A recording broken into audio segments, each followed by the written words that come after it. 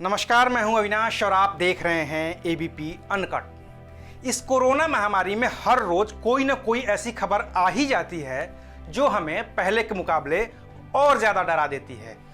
कभी WHO कहता है कि हालात और बद से बदतर होंगे, तो कभी कहता है कि वैक्सीन के बनने में अभी और ज़्यादा वक्त लगेगा, तो कभी अमेरिका और दूसरे देशों को चेतावनी देता है कि अब भी वक्त है, सुधर जाओ वरना संभलने का मौका नहीं मिलेगा। इस बीच हर रोज बढ़ते आंकड़े और ज्यादा परेशानी का सबब बन रहे हैं। अब देखिए, दुनिया में कोरोना संक्रमण का आंकड़ा करीब करीब 1,40,00,000 को पार कर गया है। मौतों का भी आंकड़ा 6 लाख तक पहुंचने वाला है।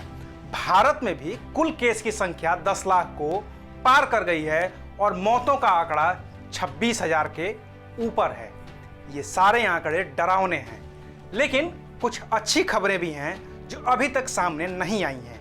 वो खबरें क्या हैं और आपके लिए क्यों जरूरी हैं, इसी पर मिलेगा आपको आज का बिन मांगा ज्ञान।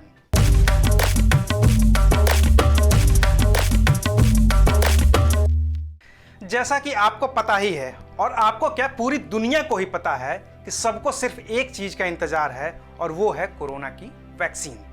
तो वो अभी तक मिली नहीं है, लेकिन इससे जुड़ी कुछ अच्छी खबरें हैं और उन्हें एक एक करके बताते चलते हैं।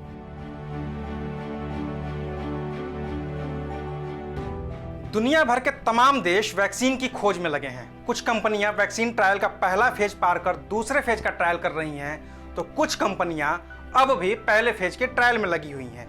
लेकिन चीन से एक खबर आई है कि वहां की कंपनी सिनोफार्म CNBG ने कोरोना वायरस की वैक्सीन का तीसरे और अंतिम चरण का ट्रायल शुरू कर दिया है। यह दुनिया की पहली ऐसी वैक्सीन है जो 3rd स्टेज का ट्रायल शुरू कर चुकी है।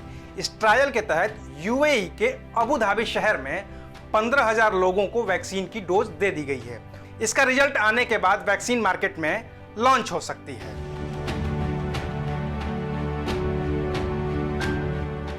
अमेरिकी कंपनी मॉडर्ना भी कोरोना वायरस का 3rd स्टेज का ट्रायल शुरू करने जा रही है।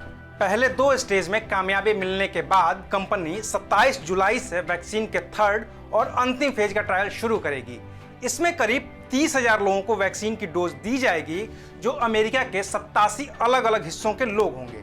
27 जुलाई को वैक्सीन की डोज देने के बाद 29 दिनों के बाद फिर से एक डोज दी जाएगी और जो नतीजा आएगा उसके आधार पर कंपनी अपना अगला कदम उठाएगी।